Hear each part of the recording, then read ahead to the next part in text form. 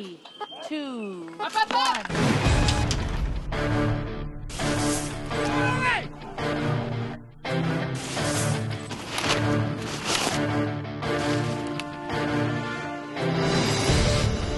Get ready as the world's top contenders charge out of the gates, determined to make their country proud. A historic 20th anniversary win is on the line this year. Who will rise to the podium? Team Canada will defend its title as more than 350 juvenile racers from around the globe battle for the ultimate prize, the 20th anniversary Whistler Cup.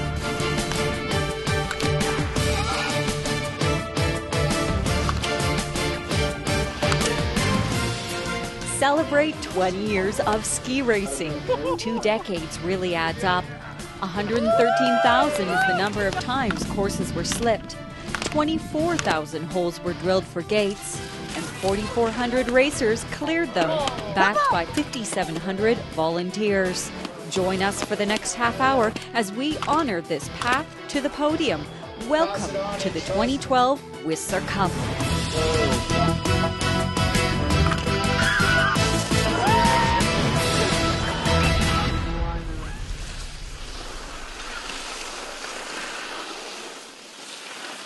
The thrill of ski racing, the Whistler Cup. 3 days, 3 events, and 1 cup here on Whistler Blackcomb. Juvenile racers ages 11 to 14 have come from all over the world to compete at this FIS-sanctioned event. This year's win will be especially sweet. The Whistler Cup celebrates its 20th anniversary. It's taken a lot of hard work to get here.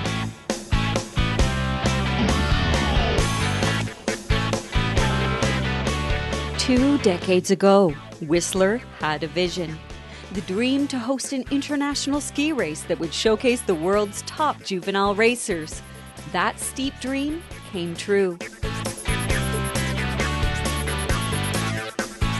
After attending the famed Trofeo Topolino juvenile race in Italy, these 3 men, Max Meyer, Jose Sparovec, and Jim Yates, created Canada's own. And now the Whistler Cup blows out 20 birthday candles on its cake. Happy birthday, Whistler Cup! Over the years, 176 Whistler Cup athletes moved on to Olympic and World Cup podiums, including alumni Tina Maze. The current reigning world champion in giant slalom has stepped up to 38 World Cup podiums. Thank you for joining us, Tina. In Whistler, I have really good memories. As a child, I came here 2 times, so I won a lot of races, actually all of them. And then when I came back to Olympics, it was the same feeling. I'm going back to the place where I was skiing good as a child, so it was always a big excitement for me to come here. It's a great place. My big goal was to make it to World Cup finals and get my mom out Whistler white carpet royalty this year also included the likes of Aaron Melzinski, the first Canadian in more than 40 years to win gold in World Cup slalom. Okay, first slalom, my favorite event. I have a lot of great memories racing in Whistler. I was here for 3 years. I struggled my first 2 and my last one was better. I think my biggest memory was winning the Nancy Green Award, which they gave for Best Canadian, but it was a big bear on a plaque and my nickname was always the Bear, so that was for sure the highlight of my trip. Whistler Cup success stories aren't confined just to traditional ski racing gates. 70% of the Canadian ski cross team has worn a Whistler Cup jacket at one point in their career, including Olympic golden girl Ashley McIver. Many of the young racers here today will be our Olympians of tomorrow. It all starts here, and no event is more technical than slalom.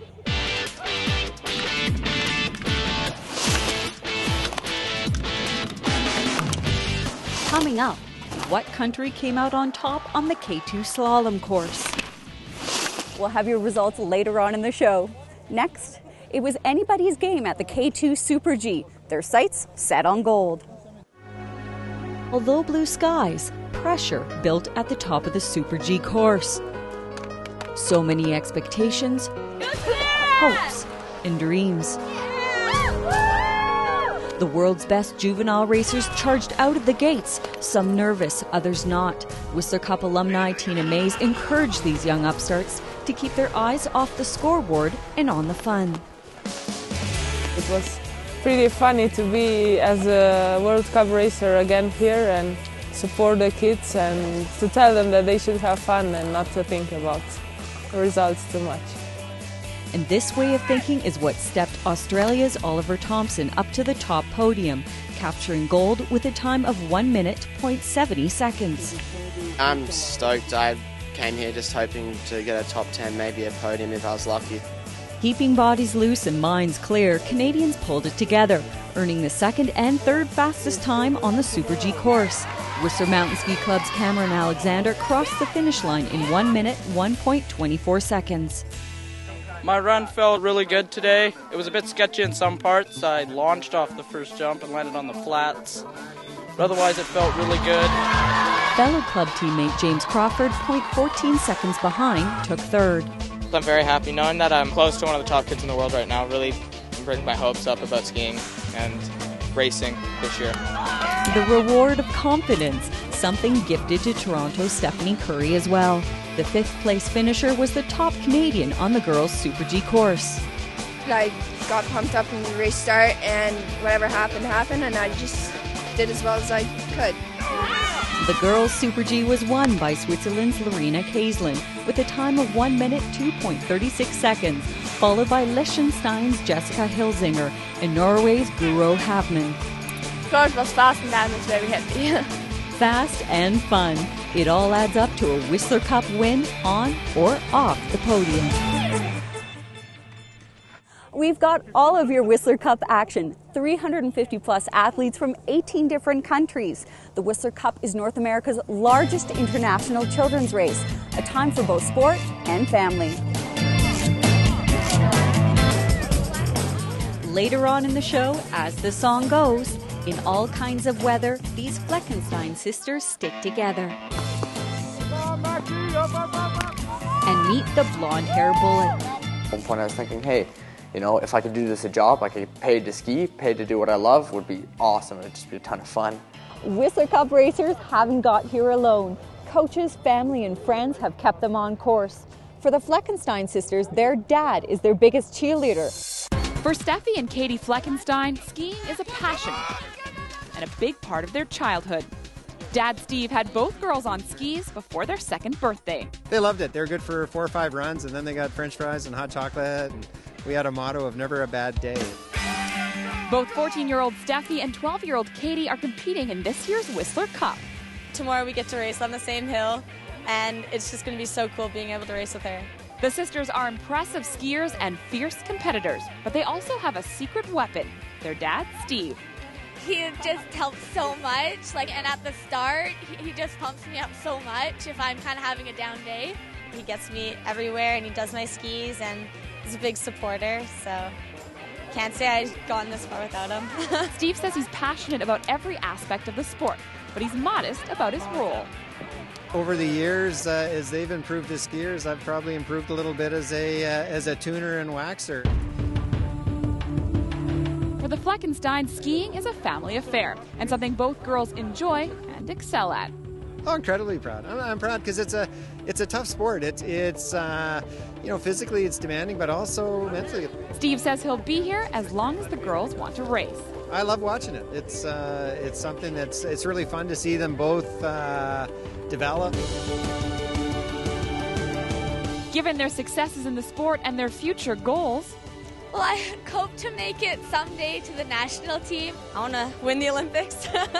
These proud parents will be cheering them on for many years to come. Both sisters came to the Whistler Cup with some pretty big wins under their skis. Katie won a provincial title at Big White, and Steffi won a Western Championships title at Panorama. Definitely something to wave a Canadian flag at, especially at the Parade of Nations.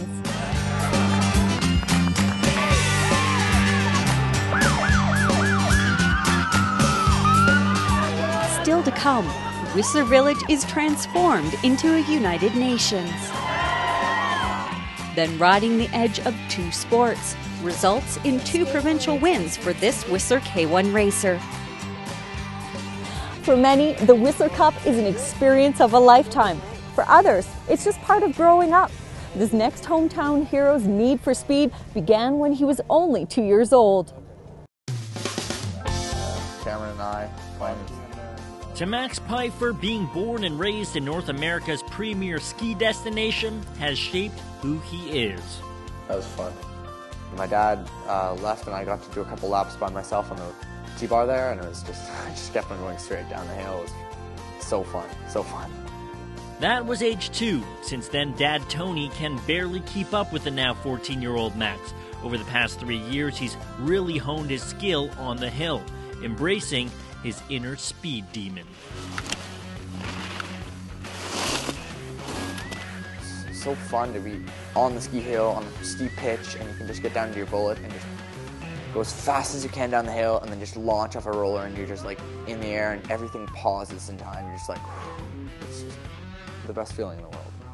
This is Max's 4th Whistler Cup outing, and he says each and every race gives him the experience necessary to reach for gold one day. This is my Olympic torch from when I ran the torch for the Olympics. That's great. And what was that like?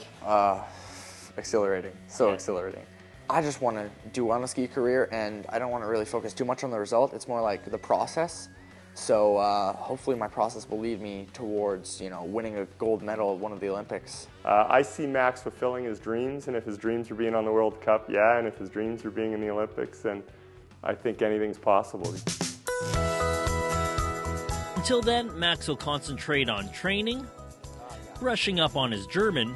Hallo, mein Name ist Max Pfeiffer und dieses Wochenende. And simply having fun, which comes easy when you come from Whistler. Yeah, there's no way to describe it other than just awesome, having so much fun.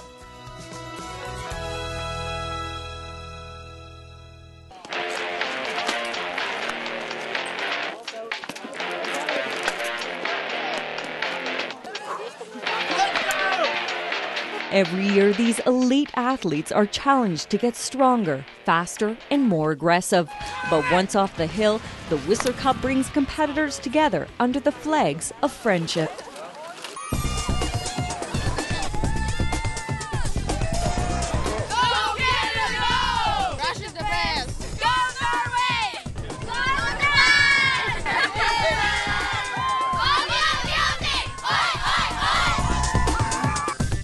Other person from different countries. I like meeting friends around the world. It's a nice mountain to ski, and it's interesting just to go to the international competition, have new friends. This is the biggest competition in my life because it's international. Which country has the cutest boys? Norway. Chile by far. Japan. Which country has the cutest girls? I'd have to say Norway. No way. Woo! Which country is the friendliest? Japan seems really nice. Canada, of course. I think Canada is the friendliest. Yesterday there was a lot of guys who come to us and try to be friends with us. So I think Canada is the friendliest.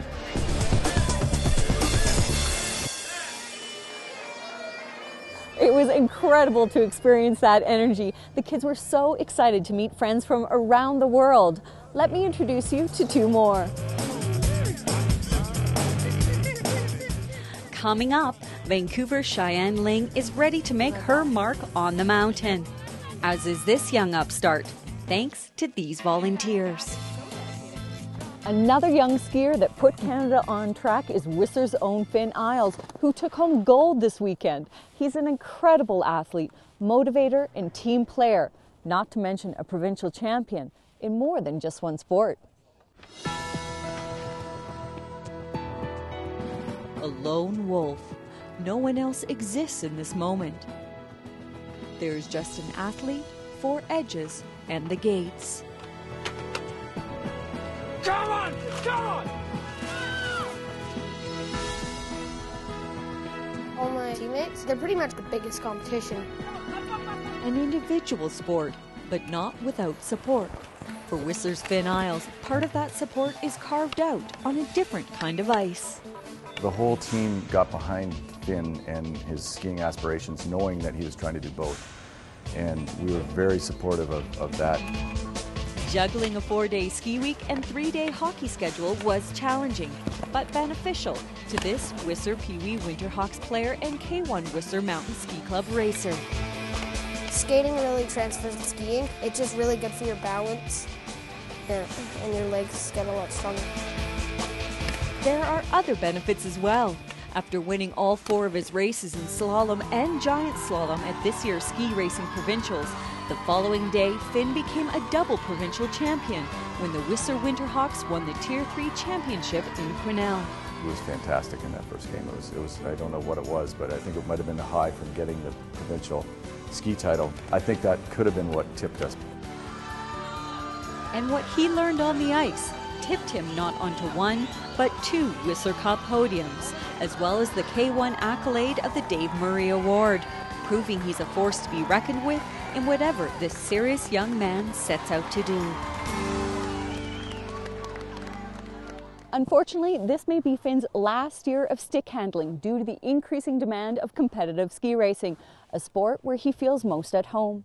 Sacrifice and dedication, it's something these Whistler Cup racers know all too well, especially on the technically demanding slalom course, one of Finn's favorite events. The K2 slalom courses kept racers on edge.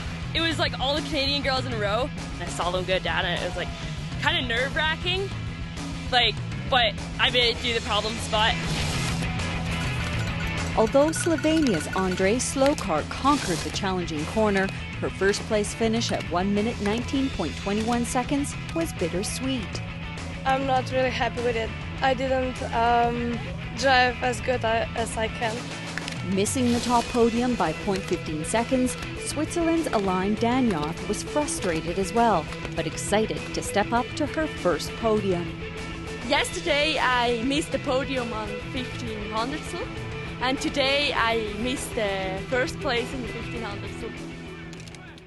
In the blink of an eye, podiums are lost or won. Guro Havman of Norway secured bronze.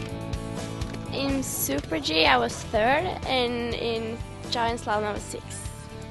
On the men's side, Italy's Paolo Padello was expected to be the front runner.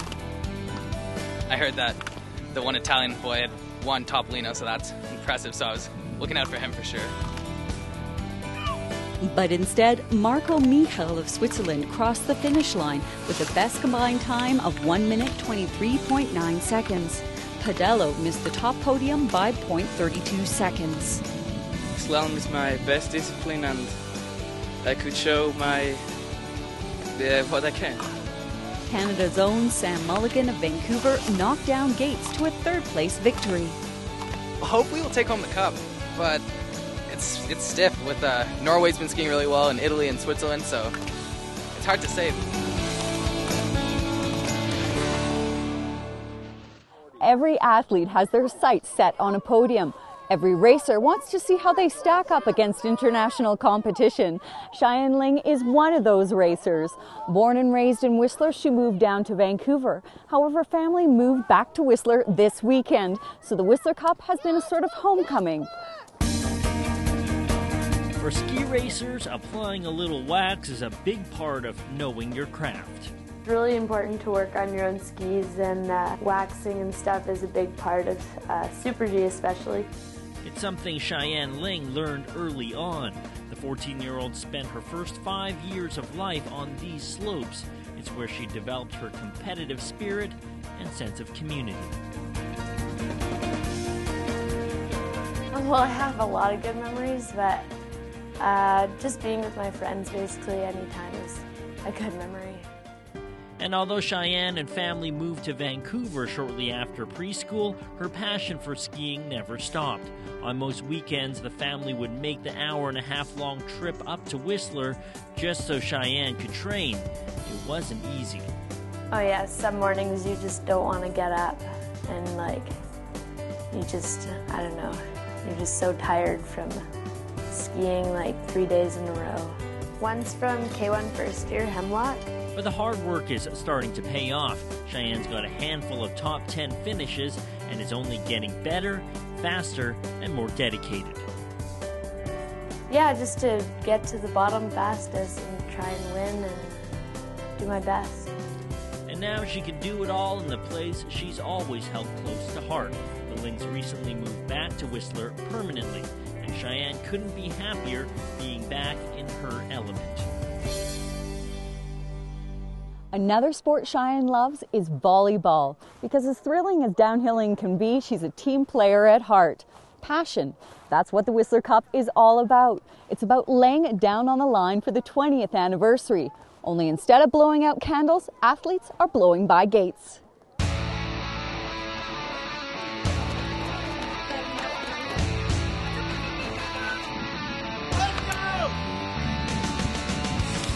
It's a whole different game because you could be a big fish in British Columbia, and then you come to Whistler and you can get whooped by some Austrian or some Italian, so it's interesting for sure.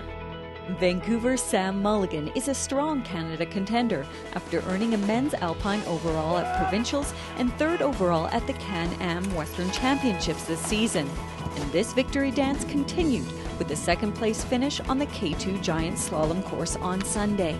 The first course of the day was quite turny, and it was set really short, so it was tough. So I just skied smart, and I was fifth. And then the second course, the gates were close together. It worked out, and I had the fastest second run, and I ended up second. Mulligan was bookended by Italy. Paolo Padello claimed gold with a combined time of 1 minute 26.29 seconds, while fellow teammate Giacomo Scaglione accepted bronze. I make no mistake, but I make no mistake, and so I'm very happy. Canadians were also happy with 2 additional top 10 wins, including James Crawford in 8th position and behind him Cameron Alexander in 9th. On the women's side, top 10 finishers included Stephanie Curry in 9th, followed by Michaela Martin in 10th.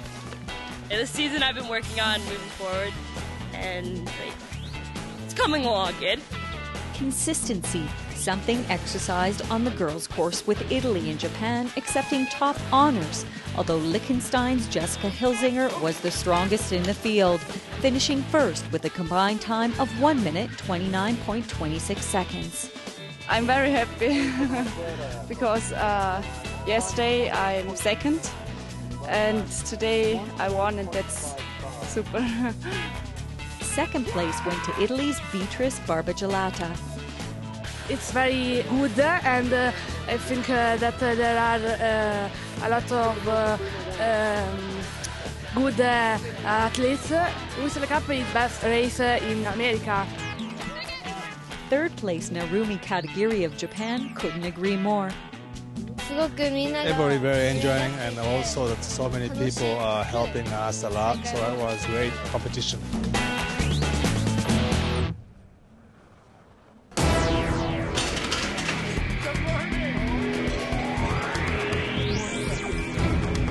It takes hundreds of volunteers to make this gateway to gold happen. From slippers and course officials to race office organizers and Saturday banquet hosts. Whistler Cup dreams would mean nothing without these dream makers. For local skier Michaela Martin, the Whistler Cup is a chance to find her place among the top ski racers in the world. Figuring out where you stand. Michaela is a Whistler Cup veteran, so she knows what it takes to make the event happen every year. The volunteers have been amazing. And 2 of the 300 volunteers working on this year's event are Michaela's parents. I've been a slipper for the last 2 days, so it's been great. I get to watch her go, and then I slip down behind her, and then the first day I was scoreboard, so I got to write the great numbers up. And it's like, seeing how well all the girls do is amazing. I was on the Super G and the GS course as the assistant chief of gates there. In fact, Dad is so dedicated to his job, he missed his daughter's 6th place finish in the slalom race. But he did find a way to stay informed. I was just watching on live timing how her results were coming in, and it was very exciting. Over the past 20 years, it's taken more than 5,000 volunteers to build the Whistler Cup into the event it is today. Amazing. Like, we couldn't do anything without them. The enthusiasm and the dedication is amazing. Oh, it's a great event. It's a really fun time for the volunteers and especially for the kids. Even though Michaela wants to move on to FIS, she's happy to do a last year as a K2 racer for the chance to compete in one more Whistler Cup. Everybody's so friendly, and the coaches are great. So, yeah, it's fun. What an incredible showcase of talent this weekend. A true testament to the incredible heart that makes the Whistler Cup what it is. Now, what everyone's been waiting for, what country took home bragging rights? And was Canada able to secure its 5th title in 6 years?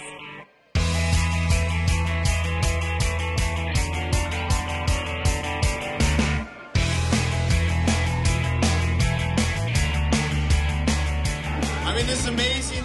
Olympian Michael Janik welcomed athletes to Whistler Village as the final awards wrapped up what has become the largest ski race of its kind in North America.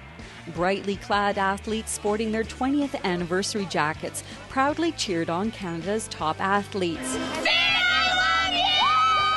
The Dave Murray Award for the top Canadian boy went to Sam Mulligan, who laid down great times with 2 podium victories and a 4th place finish.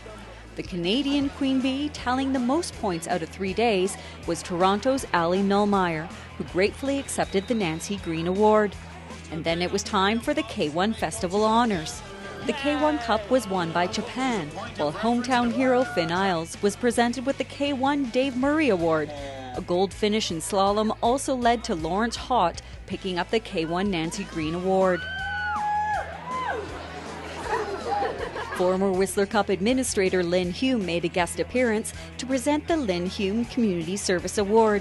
New Brunswick's Marissa Arsenault gratefully accepted the $1,000 check, honoring her dedication to both sport and volunteerism.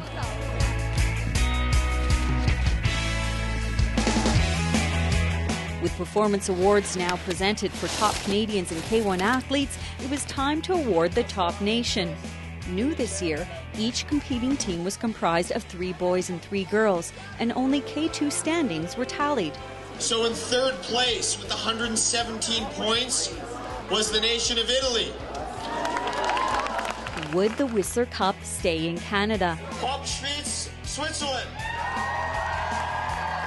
Maybe next year.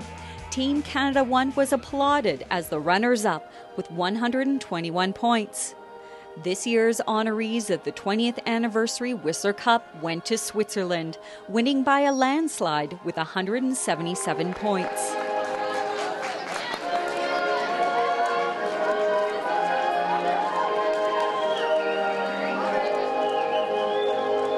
It was a great race here. They did such a big work, great work, and we are happy. Good with conditions, great weather, everything was really good. And the helpers, volunteers, they were working a lot for us as we are able to win the cup. Congratulations to all the athletes that competed. What an incredible event, and thanks to the coaches, volunteers, and parents who made it happen. And that wraps up Shaw TV's coverage of the 20th anniversary of the Whistler Cup. On behalf of our team, Jim, Tim, Bianca, Aaron, Ian, and myself, Nicole, thanks for watching.